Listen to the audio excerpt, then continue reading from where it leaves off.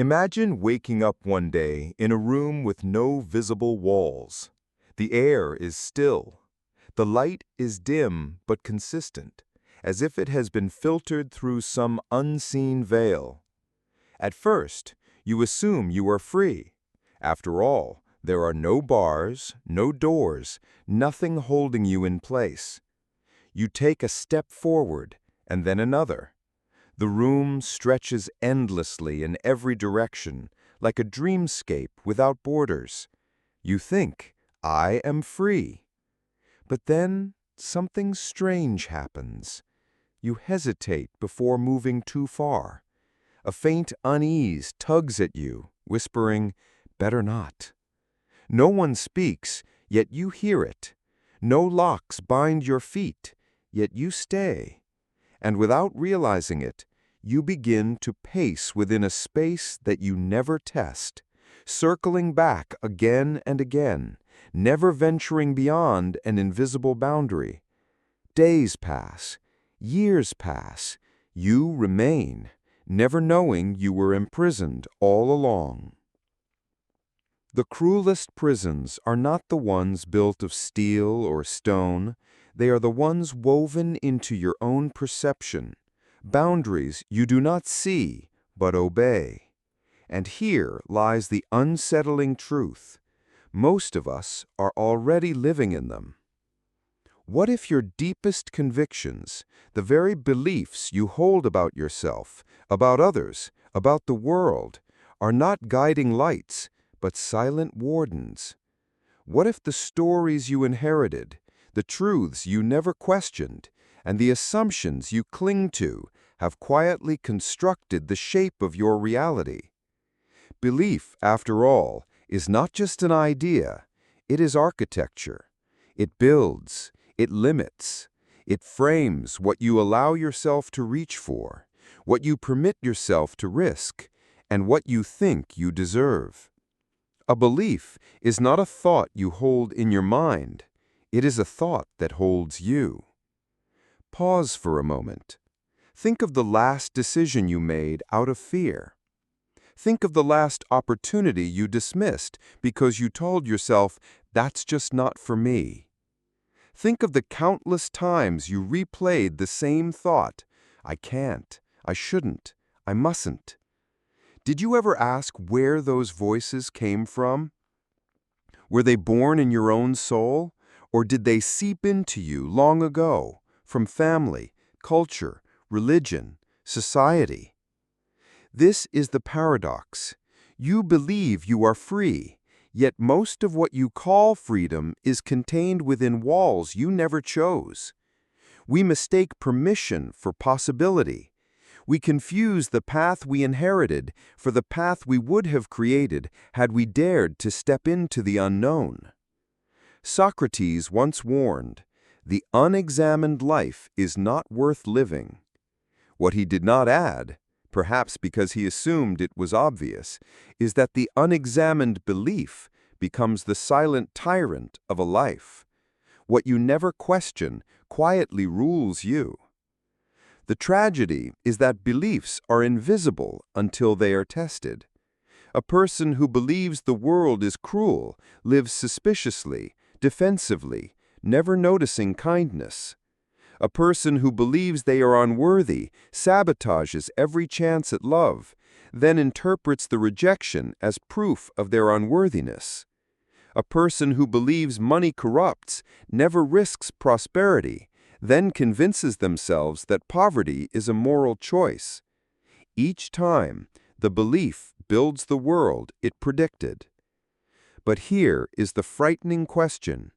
If belief shapes perception, and perception shapes reality, then how much of your life is truly yours, and how much has been pre-written by the unseen architecture of conviction?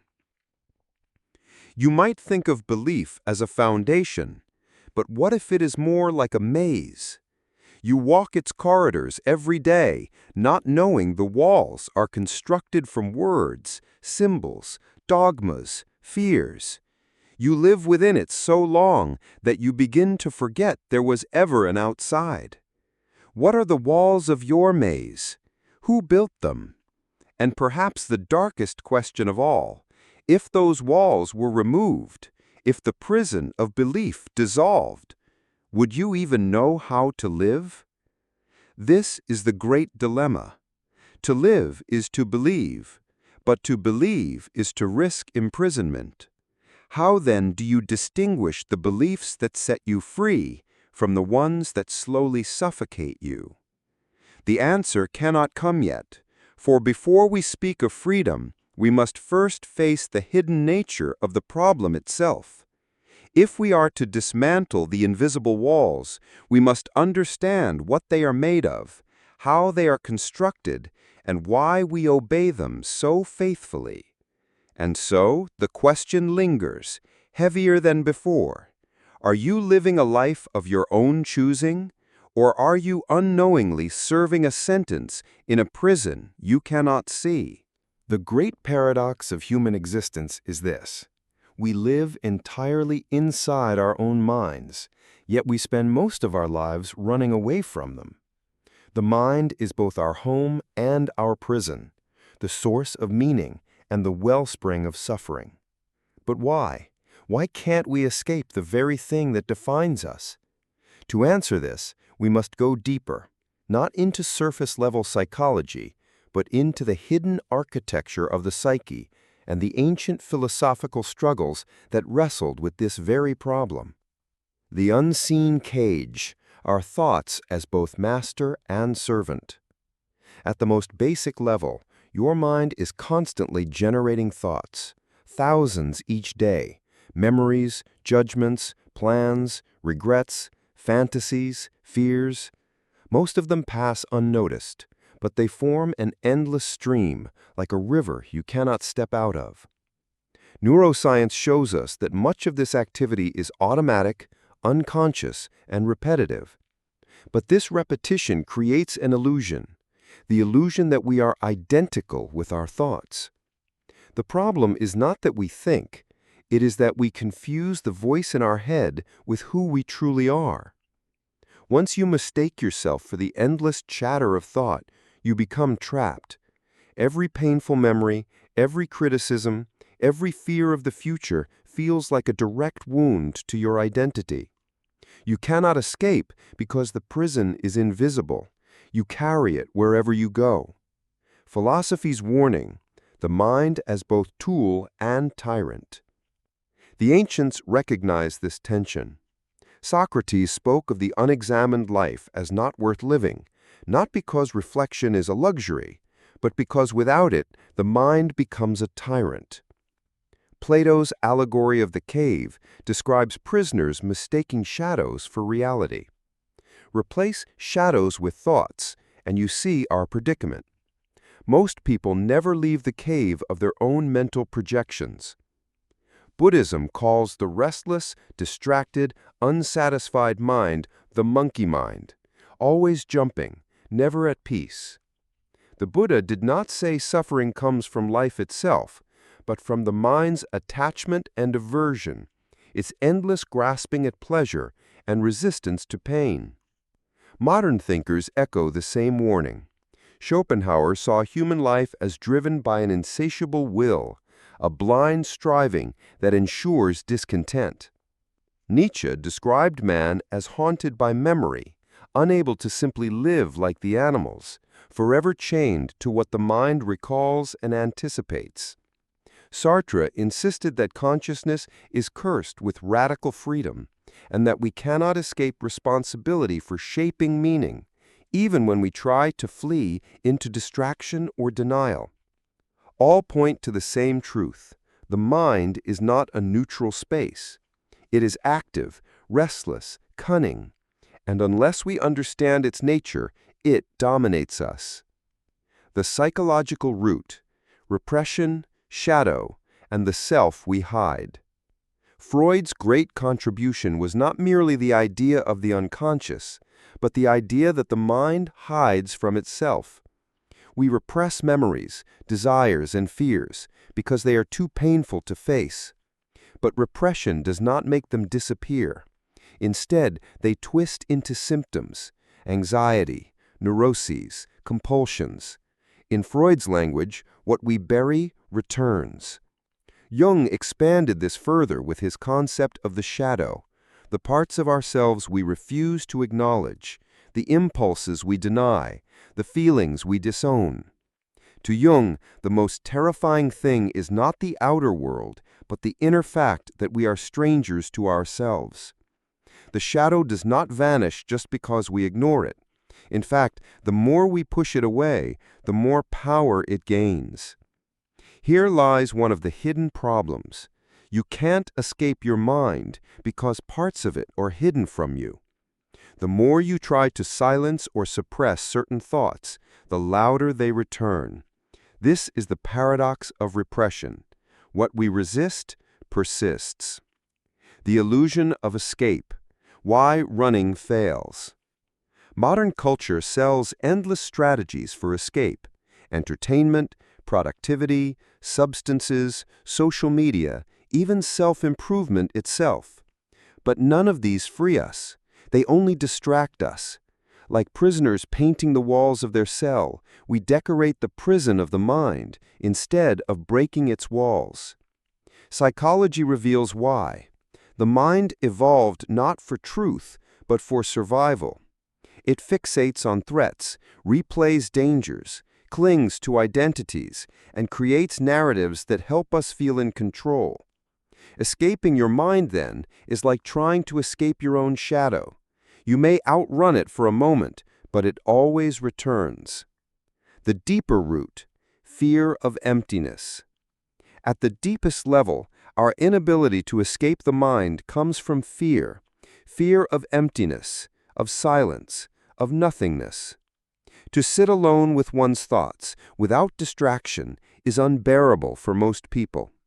Studies show people would rather shock themselves with painful jolts than sit quietly with no stimulation. Why? Because silence reveals the chaos inside. The noise of the world protects us from the greater noise within. But here lies the truth. What we fear in stillness is not some external demon, it is ourselves. The mind resists quiet because quiet strips away illusion. It forces us to confront mortality, freedom, responsibility, and the fact that life has no inherent meaning unless we create it. And so the hidden problem comes into full view. You can't escape your mind because you are your mind, and yet you are also more than your mind. Until you learn to see this paradox, you remain a prisoner of thought, shadow, and fear.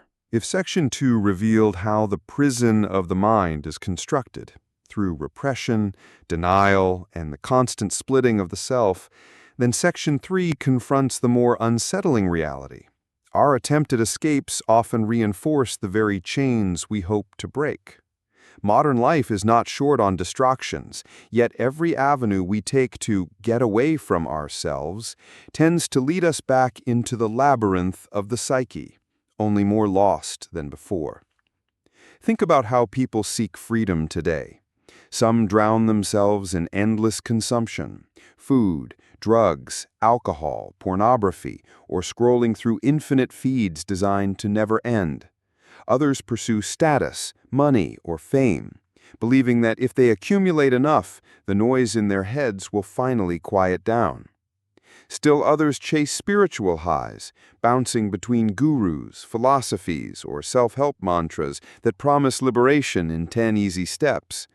But what happens when the high fades, when the applause stops, when the phone battery dies? Silence returns. And in that silence, the old companion, the mind, reappears. This cycle resembles what the Stoics once described as the futile flight from the self. Epictetus warned that you cannot run from your thoughts. They follow you as faithfully as your own shadow. Modern psychology echoes this truth. Avoidance strategies, whether through substances or compulsive habits, provide only short-term relief, but deepen long-term suffering. Carl Jung noted that what you resist persists, meaning that every attempt to bury, ignore, or distract from your inner turmoil only strengthens it in the unconscious. The shadow grows, waiting for the moment you least expect to reemerge. Philosophers like Schopenhauer would say this endless striving, whether for pleasure, distraction, or escape, is the will turning against itself. We flee boredom and pain only to run into new forms of both. In his view, existence is structured so that satisfaction is fleeting, suffering inevitable, and the restless mind forever chasing a peace it cannot secure. Nietzsche would sharpen the point further. Most of our escapes are cowardly flights from reality, ways to avoid confronting life's raw truths and our responsibility to give it meaning. The illusion is especially dangerous today because technology disguises these flights as connection or progress. Social media promises belonging but cultivates comparison and insecurity. Entertainment offers stimulation but breeds passivity and numbness. Even self-improvement, ironically, can become a trap, a constant measuring of one's worth against an imagined better version of the self that never arrives. In all these cases, the escape routes are dead ends. We discover again and again that the mind we wanted to outrun is still sitting with us when the lights go out. This section forces us to acknowledge a hard truth. There is no external exit. The mind cannot be escaped through distractions, possessions, or illusions. It must be faced. And yet this realization is not meant to be despairing. It sets the stage for a deeper question. If we cannot escape our own mind, then how might we learn to live with it, not as an enemy to flee, but as a reality to understand, transform, and maybe even reconcile with? If escape is an illusion, then what remains is the far harder task, reconciliation. To live with the mind is to make peace with its shadows, contradictions, and its ceaseless movement. It is to recognize that the goal is not to silence thought, erase memory, or dissolve identity, but to cultivate a deeper relationship with the machinery of one's own psyche. This is the paradoxical wisdom echoed in many philosophical and spiritual traditions. Freedom does not mean running away from the mind, but dwelling within it differently. Awareness as the first step. Carl Jung wrote, "Until you make the unconscious conscious, it will direct your life and you will call it fate." The act of awareness is itself transformative. To see one's recurring patterns of thought, compulsions, and fears without immediately identifying with them loosens their grip. Modern psychology frames this as metacognition, the ability to think about one's own thinking. Mindfulness practices, likewise, teach us to observe thoughts as passing phenomena rather than absolute truths. This shift does not dissolve the mind, but reshapes our relationship to it, turning a prison into a space for exploration. Integration over suppression. Attempts to suppress or exile aspects of the psyche, our anger, jealousy, fear, or shame, only strengthen them. Nietzsche warned that what you resist persists, and Jung elaborated that the shadow must be integrated, not denied. True reconciliation means allowing contradictory parts of ourselves to coexist without forcing premature resolution. This is not weakness, it is maturity. It is the acknowledgement that wholeness comes from inclusion, not erasure. The creative role of suffering. The inescapability of the mind often feels like torment, but suffering is also the ground of creation. Dostoevsky claimed that pain is inseparable from consciousness itself, and Viktor Frankl argued that meaning is born precisely in the spaces where suffering cannot be avoided. To reconcile with the mind is to see suffering not as an enemy, but as a teacher. When examined with honesty, it becomes the raw material for art, philosophy, love, and moral growth. Living the question. The French existentialists were skeptical of final answers. Sartre saw freedom as the ongoing project of defining ourselves, while Camus insisted that the absurdity of existence is not a problem to solve, but a condition to endure. The same applies to the mind. We cannot solve it like an equation or escape it like a locked room. Instead, we must live alongside it, questioning, negotiating, sometimes resisting, sometimes surrendering. Reconciliation is not a static achievement, but a continual act of engagement. A different kind of freedom. If escape is impossible, a different freedom emerges. The freedom to relate differently to what cannot be escaped. This is the freedom to witness our thoughts without being tyrannized by them, to cultivate practices of reflection rather than repression, and to transform even torment into meaning. It is the freedom of self-awareness, not liberation from the mind, but liberation within it. If there is no escape from the mind, then the question must shift. Not how do I escape, but how do I live with it? This is where the paradox softens into possibility. The very thing that traps us, the mind, can also be the thing that liberates us, but only when approached differently. Instead of waging war against our inner world, we can learn to integrate it. From avoidance to dialogue. For much of our lives, we are taught to avoid discomfort. Negative emotions are treated as glitches to be fixed or burdens to be suppressed. But what happens when we treat them as signals instead of enemies? Anxiety might not just be a disorder, but an invitation to slow down and notice what feels unsafe.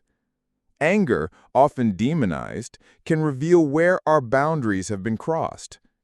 Even despair in its darkest form may expose the gap between how we live and what we truly value. This is not to romanticize suffering. It can be unbearable, cruel, and unjust. But to deny it, to pretend it is not part of the psyche, is to split ourselves in two. Jung called this repression of the shadow. What we repress doesn't vanish, it waits, festers, and eventually erupts in destructive ways. Facing it with honesty is the first step toward wholeness. The role of stillness and awareness. Philosophy and psychology both converge on a practical truth. Awareness is transformative. Viktor Frankl, surviving the hell of Auschwitz, wrote that between stimulus and response lies a space, and in that space is our freedom. Meditation traditions teach the same lesson. Observe without clinging, and the mind slowly reveals its patterns. This does not mean the thoughts stop. The monkey mind jumps restlessly, but when you stop trying to fight or flee, something changes. You discover that you are not the voice in your head. You are the space in which the voice speaks. This shift does not silence the mind, but it disarms its tyranny. Integration through meaning. The deepest transformation happens when we move from avoidance to meaning. Nietzsche once wrote, "He who has a why to live can bear almost any how." If life is only a sequence of tasks, obligations, and distractions, the mind will always rebel. It will generate anxiety, dissatisfaction, and emptiness. But when the inner conflicts are placed into the context of a larger story, even suffering can gain coherence. This is where personal responsibility comes in. No philosophy, no therapist, no ideology can hand you a ready-made meaning. It must be wrestled from your own depths, often painfully.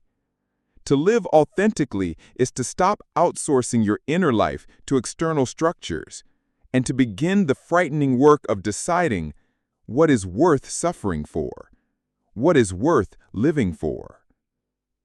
The courage to face yourself. The final confrontation is not with society, technology, or even fate. It is with yourself.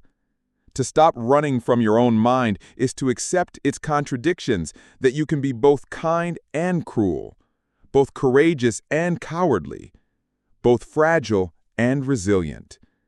Integration does not mean perfection, it means wholeness. When you no longer see parts of yourself as enemies to be silenced, but as voices to be understood, the prison dissolves. You discover that freedom was never about escape. It was about reconciliation. A closing reflection. Why can't you escape your own mind? Because your mind is not a cage. It is the canvas on which your life is painted. The shadows, the doubts, the fears, they are not errors to be deleted, but strokes in a larger image. To run from them is to tear the canvas apart. To face them, to integrate them, is to finally see the full picture. In the end, the task is not escape, but presence. Not denial, but dialogue. Not perfection, but wholeness. The mind will never stop speaking, but perhaps if you listen carefully, it will stop shouting. And in the quiet that follows, you may hear something deeper, the beginning of peace.